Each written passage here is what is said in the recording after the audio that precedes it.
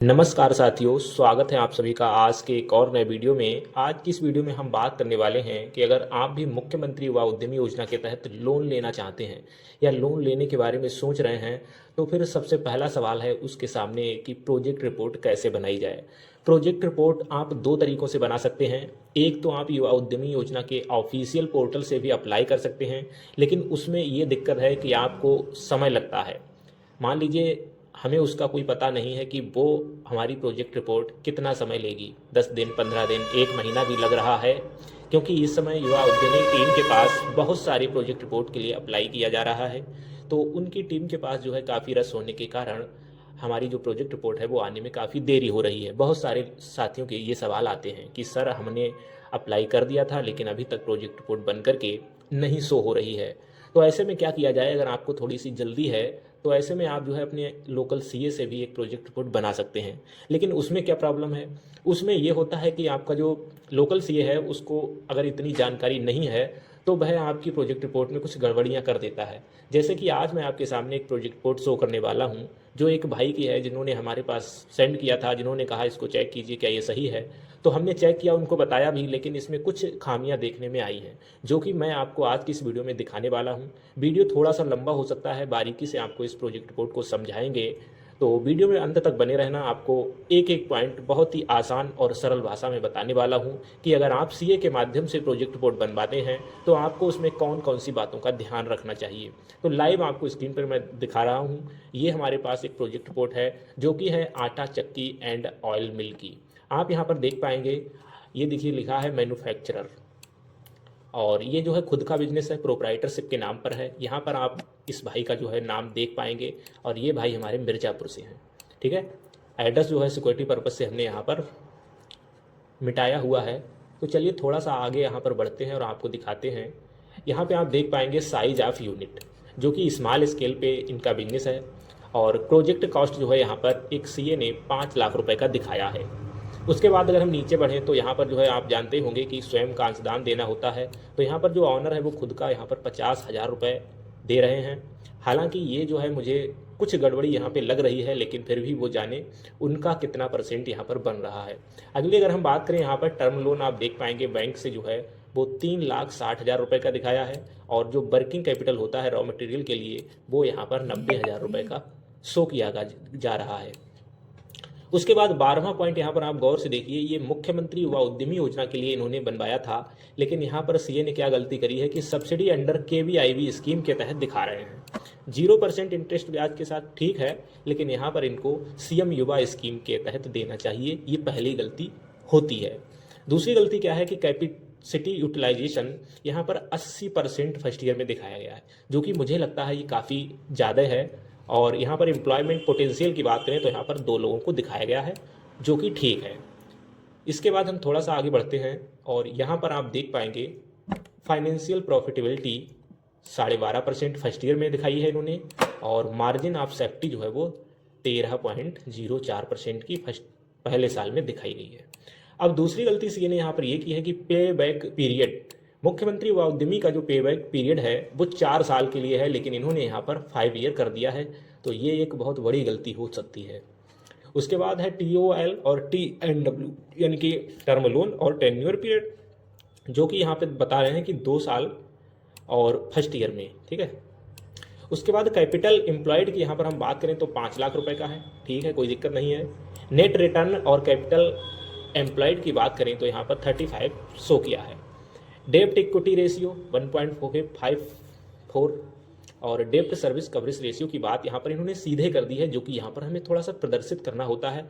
अगर आप देखेंगे तो मैंने पहले जो वीडियो बनाया था उसमें डेप्ट सर्विस कवरेज रेशियो को विस्तार से बताया है, लेकिन यहाँ पर इन सीए भाई साहब ने सीधा लिख दिया है, समझाया नहीं है। तो चलिए थोड़ा सा आगे बढ़ते हैं, और यहाँ पर आप इनका स्टाम्प देख पाएंगे। और ये प्रोजेक्ट रिपोर्ट जो बना है वो 6 जनवरी को बनाया गया है। थोड़ा सा आगे बढ़ते हैं, तो यहाँ पर इन्होंने प्रोडक्ट एंड इट्स के यूज़ के बारे में बताया है। उसके बाद मार्केट का पोटेंशियल बताया है। अवेलेबिलिटी रॉ मटेरियल की दिखाई है कि रॉ मटेरियल कितना आसानी से इन्हें उपलब्ध होगा, जिससे बैंक जो है इनके लोन को जल्दी स्वीकृत करे। तो ये सब चीज़ों का आपको भी ध्यान रखना है। ठीक है, मार्केट से आसानी से आपको रॉ मटेरियल मिल जाएगा। अब यहाँ पर जो सीए की सबसे बड़ी गलती ये है, तीसरी गलती है, जो कि लैंड इन्होंने क्लियर नहीं किया है कि खुद का है या रेंटल है, दोनों ऑप्शन दे रखे हैं। ठीक है, तो ये आपको क्लियर करना है कि आप भाई साहब रेंट पे हैं या फिर अपनी खुद की ज़मीन पे लगा रहे हैं। यहाँ क्या है, अगर आप खुद की ज़मीन पे लगा रहे हैं तो आपको अपनी ज़मीन के दस्तावेज देने हैं, और अगर रेंटल पे है तो फिर आपको उसका रेंट एग्रीमेंट बनवाना पड़ेगा, जो कि बैंक मांगती है। दूसरा है कि plant machinery like grinder, motor, tool, equipment, इनकी टोटल कास्ट इन्होंने 4 लाख रुपए दिखा दी है, जिनको अलग करके नहीं दिखाया कि कौन सा आपका इक्विपमेंट कितने रुपए का आएगा। ठीक है, तो ये गलती भी है। और वर्किंग कैपिटल रिक्वायरमेंट की यहाँ पर बात करें तो 1 लाख रुपए, चलिए ठीक है लगभग। मीन्स ऑफ फाइनेंस की बात करें तो टर्म लोन फ्रॉम बैंक से जो है वो 3,60,000 रुपये का है। वर्किंग कैपिटल जो लोन बैंक से मिलेगा वो 90,000 का है, और खुद का पैसा यहाँ पर 50,000 है। कुल मिला के ये 5 लाख का लोन यहाँ पर बन जाता है। चलिए और आगे बढ़ते हैं, तो यहाँ पर आप देख पाएंगे प्लांट एंड मशीनरी सीधा 4 लाख दिया है। जैसा कि अभी मैंने आपसे बताया कि इनके इक्विपमेंट को अलग अलग दिखाना कि कौन सा इक्विपमेंट कितने पैसे का आएगा, वो सारा कुछ यहाँ पर दिखाना पड़ता है। वर्किंग कैपिटल रिक्वायरमेंट 1 लाख रुपए, कुल मिलाकर के 5 लाख रुपए हो जाता है। उसके बाद यहाँ पर इन्होंने दिखाया है प्रोजेक्टेड बैलेंस शीट, जो कि ठीक है, कोई दिक्कत यहाँ पर नहीं है। आप देख पा रहे हैं काफ़ी बढ़िया से बनाया गया है। Plant and machinery less depreciation को दिखाया है एसेट में, क्लोजिंग स्टॉक दिखाया है, तो यहाँ पर ठीक है, मुझे कोई समस्या नहीं है, काफ़ी बढ़िया प्रोजेक्ट रिपोर्ट तैयार करा है। उसके बाद projected trading and profit and loss account को दिखाया गया है। उसके बाद ग्रॉस प्रॉफिट है, एडमिन ऑफिस सेलिंग, ये काफ़ी बढ़िया है, ये तो इन्होंने अच्छे से तैयार किया है। आप भी इन चीज़ों का ध्यान रखिए। अगले बढ़ते हैं तो प्रोजेक्टेड कैश फ्लो स्टेटमेंट, ये भी ठीक है, कोई समस्या नहीं है यहाँ पर हाँ, हम बात करें तो एक गलती और हो सकती है कि इन्होंने पहले 5 साल का दिखाया था, लेकिन नीचे जो भी डिटेल है वो शायद मिस्टेक से हुआ होगा। 4 साल होना चाहिए, लेकिन यहाँ पर एकदम ठीक है, क्योंकि first year, second year, third year और फोर्थ ईयर। ठीक है, तो यहाँ पर आप देख पाएंगे 4 साल के हिसाब से ही है, लेकिन ऊपर इनको शायद मिस्टेक से 5 साल लग गया है, तो वो गलती है, उसको ठीक करना पड़ेगा। उसके बाद अगर नीचे बढ़ें तो यहाँ पर जो है पूरा बढ़िया से है प्रदर्शित है, लेकिन हाँ एक गलती और है कि इन्होंने हर पेज पर अपने स्टाम्प को नहीं दिया है। इनका स्टाम्प और सिग्नेचर हर पेज पर होना चाहिए, तो वो चीज़ नहीं है यहाँ पर। उसके बाद प्लांट एंड मशीनरी डेप्रिसिएशन 15% का दिखाया है। डेब्ट सर्विस कवरेज रेशियो की यहाँ पर इन्होंने दिया है, तो first year, second year, third year, fourth year, तो देखिए यहाँ पर भी 4 साल के लिए ही है, तो मैं समझता हूँ कि शायद वो गलती हो गई होगी, तो ये भी ठीक है काफ़ी। एवरेज DSCR इन्होंने 2.86 दिखा दिया है, तो ठीक है, बेहतर है। उसके बाद और नीचे बढ़ते हैं तो ये लास्ट पेज इनका आ जाता है। ये कुल 7 पेज की प्रोजेक्ट रिपोर्ट है। यहाँ पर आप देख पाएंगे computation of interest on working capital, loan opening balance, और ये सब बता दिया है। Computation of interest on term loan and repayment schedule, तो यहाँ पर भी इन्होंने देखो जो है 4 साल में ही प्रदर्शित किया है। ठीक है, तो मैं समझता हूँ कि वो यहाँ इन पर गलती हो गई होगी, और कुछ इस प्रकार से ये प्रोजेक्ट रिपोर्ट यहाँ तक जाती है। तो आप भी अपनी प्रोजेक्ट रिपोर्ट को बनाते समय इन बातों का ध्यान रखिए, ये गलतियाँ ना हों, जिससे बैंक आपके लोन को अप्रूव करने में समस्याएं पैदा करे।